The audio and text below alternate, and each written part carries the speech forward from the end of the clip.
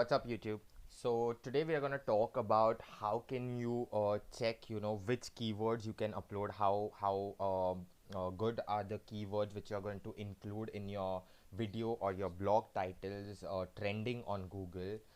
In order to do that, there is a simple website by Google itself. All you need to do is type those particular search terms and you will be able to understand that how many times have those particular search terms or keywords been searched for. So without any delay, let's get started. You just need to go on Google Trends. In case if you have not subscribed to my channel, please hit the subscribe button and might as well click on the bell icon, so whenever I keep on uploading the videos, they will directly reach to you on your phone directly. Alright, so here we are. Trends.google.com is the website which we need to check for. A lot of people, they find it difficult to do keyword research on Google Keyword Planner. So this would be a very good handy tool, especially if you have a YouTube channel or a blog, because you will automatically and you will get it really fast, the search term, the search, the multiple times that particular search term has been searched on the Google search engine. So for example, and plus it will also give you a comparison. You can compare up to 10 keywords over here. Let's say, like, for example, if I was supposed to make a video about how to sell your images online. So I'm just going to type how to sell images online, and I'm going to click on the enter. So this is the number of times this search term has been searched on Google. Now, as you can see, it's the country which is set up over here is United States. You can change it as per the country which you are looking out for. There is also an option wherein you can set it up for worldwide. Now I want to make this video and I want to see how well it would work. So I am mainly targeting the US audience, so I'm just gonna keep the same. It's gonna be United States, and I'm going to change this. Now for past 12 months is would be a different thing altogether, but I want to see how trending the keyword is currently. So I would go ahead and maybe change it to past 4 hours. Okay, so that's something which is ridiculous actually. Past 7 days, let's see that. All right, so it shows a pretty decent graph. Like, as you can see, there is 80 in the last 7 days. This particular keyword has been searched.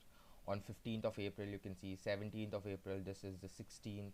So there is 33, there is 74, there is 100, and so on and so forth. Now if you want, like, for example, how to sell images online, instead of that, if I want to see how to sell photos online, just want to do a comparison instead of the images and photos. All right, so we see a much greater graph for how to sell photos online, which is marked in red over here. So I would go ahead and whenever I make my other video and I want to rename that, I would name it as how to sell photos online, because the search volume is comparatively much higher for how to sell photos rather than images. So that is one.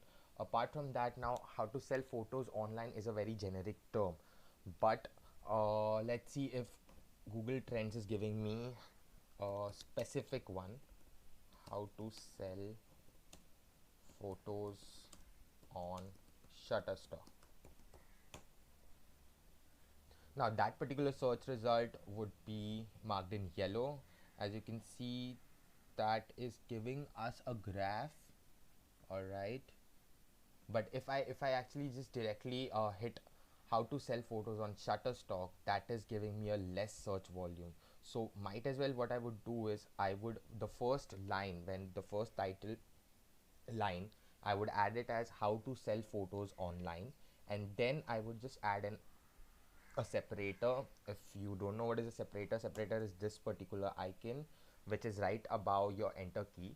You just need to click on shift and the separator, and then I would add the term as Shutterstock. But again, Shutterstock would be a very widely searched um, search term. So instead of that, when you sell any particular image on Shutterstock, you become a Shutterstock contributor. So let me see how is the search volume for Shutterstock contributor, and would that help? Contributor. Shutterstock contributor. Well, yes, Shutterstock contributor is a great search term which I can include. So when I would name my particular video, it would be like how to sell photos online, separator, how to become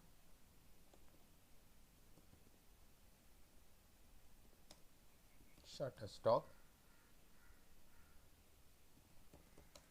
contributor. Or rather, let me just remove how to become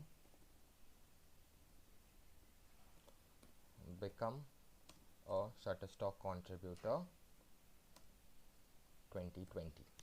So this is how I would name my video. What will happen is whenever a user searches for this term, there is a high possibility that my video would be displayed with there would be an impression which would be shown of my video to the particular user, along with whenever the user searches for Shutterstock contributor, there is also a possibility, as there is a good search volume which we can see over here.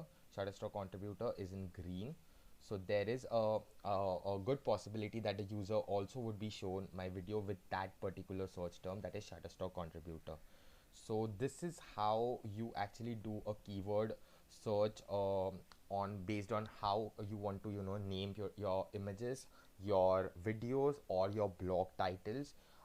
If you like this particular video, please hit the subscribe button and click on the bell icon so I can reach out to you directly when I upload any new videos. Well, that was all from my end for today. I'll be back with another video. Till then, keep geeking.